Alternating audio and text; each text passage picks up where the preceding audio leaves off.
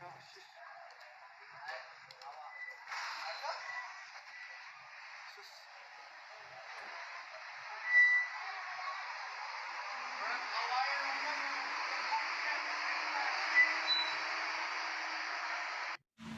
andito na naman ako magtatatalak. Kasi may incident na nangyari nung pumunta kami sa city kagabi. Tapos nag-rush na lang kami na umuwi. So, buti na lang nag-response yung sa sasakyan naming sasakyan. Grabe. Sabi ng mga tenants namin, buti na matalino yung tenant namin.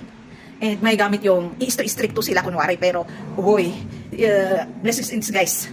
Kasi kung wala silang extinguisher, alam nyo na kung ano mangyayari. Yung wires. Meron akong ginawang topic sa aking isang YouTube channel pero sa English about electricity na karanasan. Kundi, ikaw pa magsasabi ng mali para mapansin nila. Kaya nga, lost na talaga ang generation ngayon. At sa matandang katawan, batang pag-iisip. Instead, gawin nila yung trabaho nila kasi andun yung service and binabayaran sila naman sa electricity na pinuprovide nila. Saan naman nila pinupunta ang mga yun? Or katitipid nila, ayan, wala silang pakialam kung may masunog na bahay, na may mapahamak sa daan. Actually, sinabi ko na to sa main page ng electricity na naproprovide na sa lugar namin. Kasi iba-iba kasi yung naproprovide ng energy. Na ayaw ko magreklamo dito kasi hindi sila nakikinig. Kulang na lang sasabihin ko para silang bata. Kaya sa inyo ko, dinumog to para kung may mangyari, hindi na namin kasalanan. At least sinabi na namin sa inyo. Yun yung sabi ko doon. So, di ko na kailangang i-screenshot yung conversation namin. Yung main point doon is, tingnan nyo naman yung trabaho nyo. Bilang isang service provider. Hindi lang nakaupo dyan, naghihintay ng sweldo. Kunwari, ginagawa yung trabaho, pero wala talaga kayong concern sa trabaho nyo. Itong company na to, is hindi lang siya ang tinutukoy ko dito, kundi iba-ibang companies na nag-provide. Tinakal ko nga doon na isa sa nagkukos ng incident at accident na nasasagi ng malaking truck, kasi malalaking truck yung sumasagi sa wires namin. Makipag-communicate kayo sa company na to, kasi kung walang electricity, walang internet. Kasi yung isa din, maninipis yung wire ng internet. Pero hindi nila inaayos yung wires. Kung may pumunta dito na ko, hindi na namin trabaho yan. Sinabi ko, para unity, makipag-communicate kayo, gumawa kayo ng meeting na iayos nila yung wires nila. Sabi nila, wala na kaming pakialam doon. Ha? May pakialam doon. Kaya nga unity. Para iayos naman nila yung wires nila. Kasi yung accident, for sure, ito lang is sample ngayon na mangyayari. May mga lugar or pwedeng sa baba namin magkukos ng accident din na nasagi ng malalaking truck. Parang sinimulan ng isa, sisimulan ng hanggang iayos nila ang sarili nila, ang totoong trabaho nila, dyan sa mga lines ng trabaho nila, hanggang ma-realize nila na, oo nga, kailangan talaga nating iayos, tignan yung mali talaga, makicommunicate dito, at iayos din nila ang trabaho nila. Hindi naghihintayin kung sinong unang mag-go forward para magsabi na iayos yung trabaho. Kung walang gagawa nun, kahit ito nga kaya nga nag-go forward ako para sabihin yung mga sasabihin ko kasi alam ko kahit sinasabi ng isang tao, may matututunan ng tao, i-a-apply niya. Yan ang fruit na sinasabi nila. At lalong-lalo kung pinagpipray mo sa Diyos na lahat ng sasabihin mo tungkol sa katotohanan, pagkukorek sa mga tao, is may makikinig at iaayos niya ang sarili niya. Kung yung hindi makikinig ay yung pinapairal ang selfish ego and pride, hayaan mo yan, kid energy ang mga yan. Kaya napapagsabihan tayo ng bata parang bata sa matandang katawan, mas pinapairal pa yung hindi magandang pag-iisip. Yan ang tawag na selfish ego and pride, na hindi mo view yung ikakaganda ng lahat. Kung hindi natin maintindihan yung selfish ego and pride. And ang tumawag yung tenant ng bumbero. At may pumunta naman. Mga pulis nakatunganga lang daw. Lagi na lang problema, pulis. Anong ginagawa nyo? Hindi lang nag-aaway or kulong ng nagpupusher. Isa lang din yan. As a police, you contact kung ikaw yung andun na nakakita dun sa incident. Sila dapat ang number one. After 15 minutes, naghintay pa daw yung tenant bago tumawag ng tatawagin sa sunog. Diyan makikita na walang concern ang mga pulis sa atin na mga tao. Kaya mismo kayong mga tao ang gagawa ng paraan. Kasi, wow, nagpapasweldo tayo ng walang kwenta. Habang nasa biyahe, nagpipray din. And, nag-speculate na ano kaya ginagawa ng mga polis. Imposible walang ginagawa yung mga polis. For sure, andun sila, nakatitig. Tama nga, nakatitig lang. Through the witnesses. And, pasalamat namin sa Diyos. Hanggang dun lang nasunog yung wire and naagapan ng fire extinguisher. So, kailangan, every businesses or every house, kailangan nyo din yan. For safety. Kayong nasa gobyerno, kailangan yung gumawa ng meetings para magtulong-tulong kayo na iba-ibang klaseng department para may unity. Kasi tignan mo nga, ang example is police. Na naman, kulang na lang ano ka ng batukan mo. Or yung hangin, ikumad mo, batukan mo nga tong ulo ng mga pulis na to. Walang kwenta? Napakawalang kwenta. Wala kang pakialam kung masasaktan sila dito. Sasabihin ko kasi totoo. Alam ko, may meaning behind more.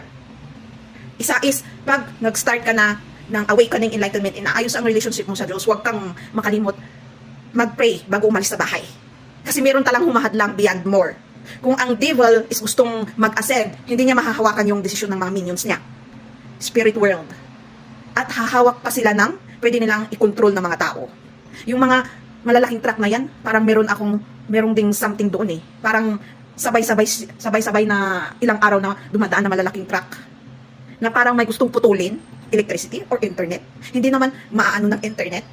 Kung nagpo-post ako, kasi alam ko, may naiinis at may ayaw maisiwalat. Sabi ko nga, every ascension, kahit hindi mo sinabi, mafe-feel lahat ng spirit. Walang hahadlang yan, kahit physical. Kahit mag-cause pa sila ng sunog dyan or mag-cause sila ng accident mo, walang hahadlang yan. Kasali na yun sa prayers natin na protection. So pag nag-ascend ka, kailangan mo din i-pray yung protection ng electricity nyo. Kasi medyo mag-a-agad siya para mas malakas yung energy mo sa electricity. Wi-Fi kung kailangan, gadget kung kailangan, mga alaga yung animals, yung mga kapitbahay, o bahay, or ini-accident na darating. Kailangan i-pray yan. Bago lumabas, or kung ano yung ginagawa nyo na pwede maglilid ng accident. Kailangan i-pray. So, yun ang napansin ko sa incident na ngayon. Kasi bago kami umalis, actually, oo nga naman, hindi ako nag-pray. Kailangang gawin yun kasi ino-open mo na yung sarili mo sa pagsisiwalat ng katotohanan at pag lalong pinapalakas yung relationship mo sa Diyos, meron talang hahadlang spiritual and physical. Yung hindi maganda pag-iisip ng tao na hahawakan sila at makakagawa ng hindi maganda, tapos spiritual world, nagagawa ng paraan, hahawakan yung mga tao or kahit sa bagay. Pwede nga nilang spark yung yung electricity para mag-cause ng sunog, yung spiritual world. Magic, di ba? Supernatural things. So, sana nakuha nyo yung gusto kong sabihin. And hayaan nyo yung mga taong gumagawa ng hahadlang wala silang magagawa. Kasi na mangyayari ang mangyayari. Yung ascension na yan. Kasi, it can lead jealousy, yung iayos mo yung sarili mo spiritual from manners, personality, qualities, characteristic, etc. Yung ascension of 3D dimensional consciousness to 4D and 5D. Makakapag-cause ng jealousy din yan. Hindi lang tungkol sa pera. Yung nagkaka-blessings ka na nga sa physical materialistic world, pati sa spiritual. Nagkakakus ng kakaibang jealousy yan. Kaya nakakapaglabas sila ng kakaibang inis na hindi mo naman maintindihan na sinasabi ng bibig nila. Kaya ano na lang, i-understand mo na. Pag hindi mo kayang i-understand, automatic sabihin mo na lang parang understand natin kasi hindi pa sila nag-grow. Para pa rin silang bata. And i-pray mo na lang yung ascension nila.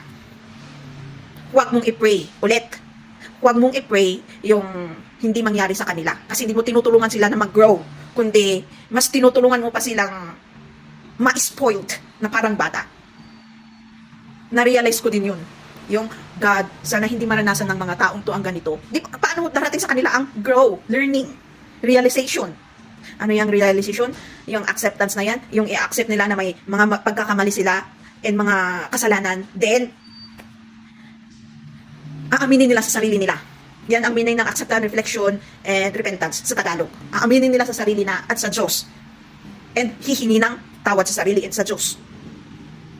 Kasi kahit pinatawad tayo ng Diyos dahil sa ginawa ni Jesus sa crucifixion na nangyari sa Kanya, may part din tayo na dapat aminin sa sarili natin at sa Diyos. Kung hindi natin kayang gawin yun, hindi tayo totally napatawad. Kaya walang growth. Kasi hindi nyo ni-welcome yung pag-aamin sa sarili at sa Diyos. Isip-isip, pag-iisip dun sa maling ginawa, pag-iisip, pagsasalita at gawa. Wala kayong, kahit sa aming mga nagsasabi ng katotohanan, sinasabi lang namin ang totoo. Hindi nyo kami pumapupuntahan para sabihin mali kami or mali yung sinasabi namin. Denial na po yan kasi. Hindi nyo na inaamin yan. Or gagawing sinungaling kami or isisi sa amin. Isinisisi nyo lang yung hindi magandang pakiramdam na dumating sa inyo. So, ang response namin dyan, kapal ng mukha nyo. Gawin nyo kasi yung dapat nyo gawin sa sarili nyo. Yung pag-amin,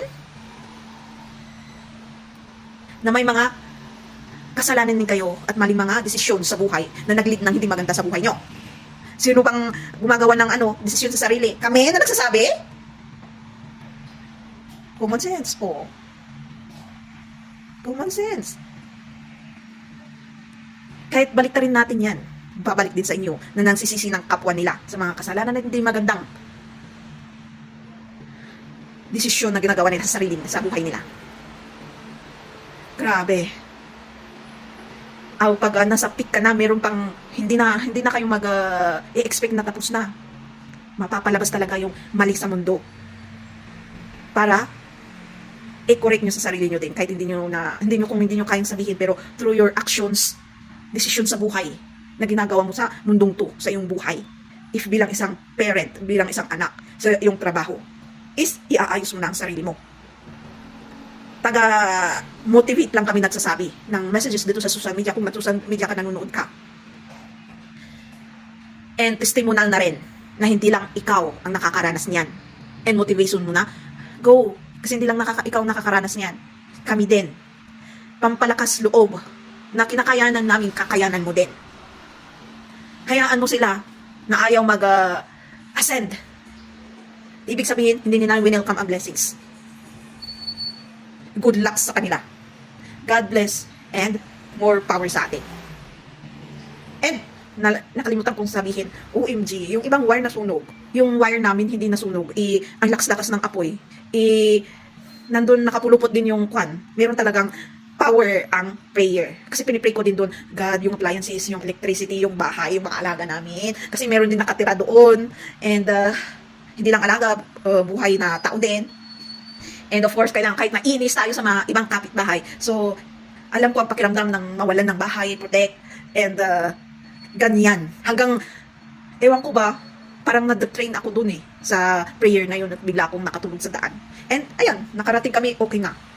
Protected yung bahay, and pati yung wire ng electricity. Wow, lakas talaga ng prayer sa Diyos. Kung alam nyo lang, in pag-aayos ng relationship sa Kanya. And bakit? Kahit anong gawin ng masasamang tao na yan at spirits dyan, minions ng devil, may part na pinoprotektahan ka din ng devil. Kasi sasabihin ko, I'm become the minions of devil also, but I use the power of devil in a courage and confidence to tell to you the truth, para sabihin ang katotohanan at i-against yung mga hindi magandang gawain ng mga tao. Kasi ang goodness, ang teaching lang nun is maging mabuti, maging kind, maging empath, maging considerate, maging understanding, pero walang courage and confidence. Nasa ng demonyo yan. And ginagamit nila sa mali. Oo naman, kasi mali nga. Pero yung kayang mag-balance, pwede nilang kunin yung power ng demonyo na yan and gawin nilang courage and confidence na panglaban din sa mga gumagamit ng courage and confidence sa mali. Ilaban mo yan sa kanila and i-correct mo sa kanila. Kaya nasasaktan ang mga tao kasi evil nga, pero ginamit mo sa tama. Pero ang iba na nasasaktan ka kasi mali naman talaga. Dalawang klase ng nasasaktan. Natatamaan niyang ego and pride mo dahil sa totoo na advice, or nasasaktan ka dahil sa maling ginagawa nila or mga masasama. Sabi nga ni Jesus, yin and yang is me. Sasabihin ko din, yin and yang is within me. Kaya ng mga tao yan. Kung sa totoo lang. Grabe talaga. Paano kaya sila kumukuha ng trabahador nila sa mga department nila sa bawat trabahador ng gobyerno? But parang pag nakikita mo napapansin mo at ino-observe mo sila is mas nakatutok sila sa kunwari yung papel na yan in more materialistic world. Tapos ang nilalaban nila sa atin is, tignan nyo naman sarili nyo, iayos nyo. Inaayos naman ng mga sarili namin, mga tao mostly, nag-aasin pa. Tapos kayo, iyan ang ilalaban nyo sa amin. Tignan nyo mga sarili nyo, hindi nga masabing nag-ascend kayo. Wala nga accountability pag aamin na nasa mali na kayo. Mali na ang desisyon nyo kung paano nyo isiwalat yung laws na ginawa noon pa at yung dinadagdag. Mali yung pagkakaintindi nila at pag-a-apply nila, yung mga government workers. So pag lahat is naging example is yung community ko, huwag kayo dyan. Huwag kayo, sabi ko nga, huwag kayong tatawa-tawa dyan at maggagawa ng chismis na, nagkakagulo sila doon. Tignan niyo yung lugar niyo kasi ganun din. Example lang yun. Ang nangyayari dito is nangyayari dyan sa inyo at baka mas worse pa. O sabi ko nga, may ibang bansa pa na nag-welcome ng freely ng organ harvesting and alam pa niya ng mga gobyerno nila. Kasi nababayaran sila. Or kung yung mayaman ang gumagawa nun, binabayaran nila ang gobyerno. O yung gobyerno isa lang din sa gumagawa. Mga leaders nila. Human trafficking, corruption. Lahat yun corruption actually. Mga ugali natin na hindi maganda, nilalaban natin yung unwise decision natin at hindi magandang desisyon, mga kasalanan, corruption yun. Bakit mo nilalaban? Mali na nga. Bilang isang tao din, hindi lang sa gobyerno.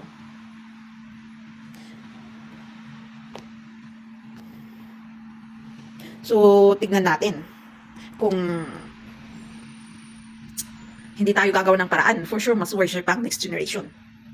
Yung maghahanap lang sila ng pera tapos wala nang pakialam sa business or mga tao, kung lalo-lalo sa nagtatrabaho sa gobyerno na naglilid ng premonition I mean, or hula and common sense na rin kasi nangyayari na nga eh. And mas worse pa ang mangyayari sa next generation na wala na silang pakialam sa trabaho nila, yung hihintay na lang nila yung sweldo, yung pera, yung wala na silang pakialam kung mali or tama yung nangyayari. Basta ang pakialam nila is power. Yung mali na power, yung kaya mong i-control yung mga tao, yun na power. Tapos pera, basta marami kang pera. And pati yung mga yun is hindi na maproprotektahan yung sarili nila. Na maglilid ng parang basura na ang paligid, punong-puno. Tapos yung mga buildings is sira-sira, parang sunog-sunog. Tapos yung mga tao is nagtatago na parang zombie apocalypse. Yung zombie actually na yan is representative ng walang isip na mga tao. Hindi na sa movie lang kasi mga taong namatay na may nag-spread na disease na nagkokontrol sa kanila. Ito is buhay na mga tao tapos hindi ginagamit ang utak. Nagtataguhan sila na matira-matibay. Hindi na nila alam kung saan sila magtatago. Hanggang mawala ang human race kung naligtas tayo ngayon. Kasi may another promise ang Diyos na last na to. Na mangyayari sa floods, earthquake, ganun.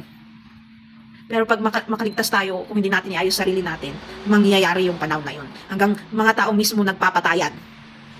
And hanggang mawala na talaga ang tao. Poof! Kasi tao din may mga kasalanan. Sana may ma-realize tayo.